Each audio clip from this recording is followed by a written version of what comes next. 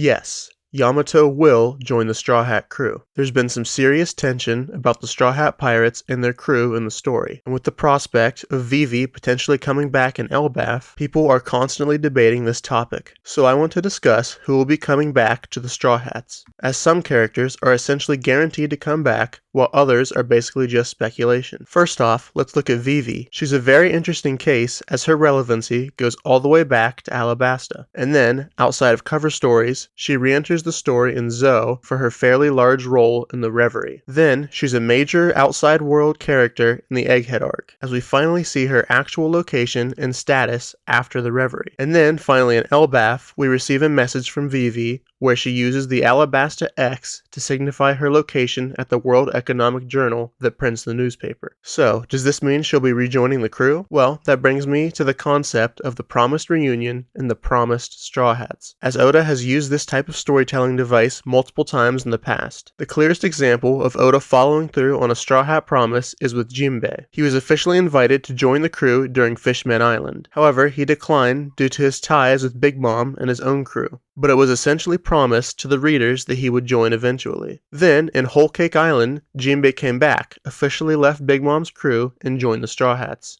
Spiritually, and proceeded to stay behind in Whole Cake Island at the end of the arc to help his new crewmates escape. Once again, a promise was made for him to fully join the crew in Wano. Then, halfway through Wano, right before the raid on Onigashima, he showed back up, reintroduced himself, and has been part of the crew ever since. So, what does this have to do with the other characters and their potential status on the crew? Well, this proves that Oda does like to set up people to join and rejoin the crew in later parts of the story. Now, some fans might like to point out that Oda often sets up a lot of people to join the crew and they never do, but that's not entirely true. Take Carrot for example. While she is kind of considered to be an honorary Straw Hat to some people, she's really only ever been a close friend and has not ever been stated to be an official or potential member. So in the end, she never has to join the crew, and that's okay. At certain points in the story, people often consider all of these characters honorary crewmates, which is fine, but they're really not Straw Hats in the end, and they never were set up to be. They're just allies and friends. However, there are two distinct times, other than Jinbei,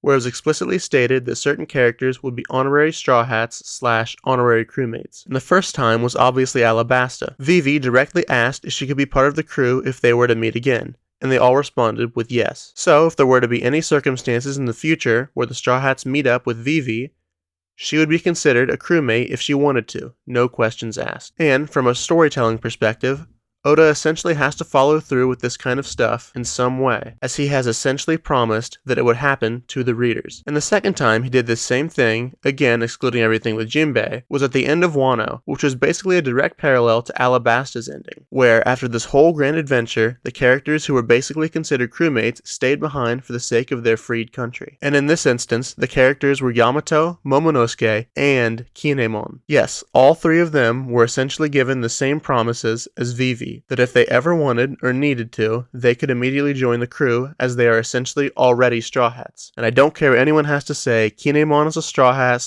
/ honorary Straw Hat, the same as Vivi, Yamato, and Momo. But does that mean they will join the crew like Vivi will? Well, maybe. The whole future Straw Hat promise is a little different when it's happening so late into the story. However, I could see at least Yamato leaving Wano at the end of the cover story to join Luffy and friends at sea. And honestly, depending on how the cover story ends, Kinemon and Momonosuke might also go with Yamato to seek out the Straw Hat pirates. And if only Yamato joins them after the cover story, I could totally see Kinemon and Momo officially coming back to the crew in the final war of the story. And for the record, I don't think power scaling would be an issue if any of those four were to come back to the crew. As well, I obviously don't think Kinemon or Momo would be much of an issue with being too strong or too weak, and in Vivi's case, I think that she could totally hold her own without being a burden to the crew, as she would realistically play the role of the crew's diplomat and political figurehead, as well as being a more information-based character, though in a different way than Nami, Robin, and Jinbei. And if Oda wanted to have her fight, he'd give her some kind of power-up. And finally, Yamato is also a non-issue you in my head, as I don't think she would ever mess up the dynamic or power level of the monster trio of Luffy, Zoro, and Sanji. Though maybe Jinbei or Frankie should watch their backs, as I could see Yamato being stronger than either of them. Oh, and I almost forgot Otama. Otama is a little bit different because she's literally just a little kid, and she's got a long way to go with her Kunoichi training. So while you could say she was kind of promised or kind of foretold to join the crew, I don't think it's necessarily that serious, as she has a long way to go since she's a small child. So, in the end,